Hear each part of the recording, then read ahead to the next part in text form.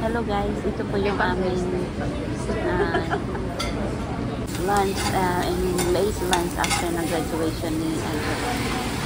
So, dumiretso na po kami dito sa restaurant. Ang pangalan ng restaurant po is Neva.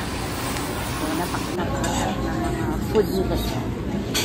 Gustong gusto ko po. Lalo na yung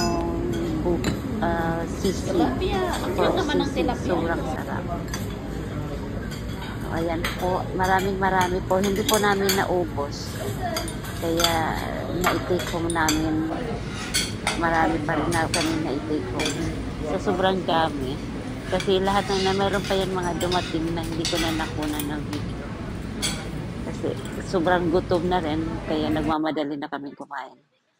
So, ayan po. Share ko lang yung ganap namin after ng graduation ni Angela. So, bali 2 days pa lang kami dito mula nung dumating kami from Japan. Okay. Bye!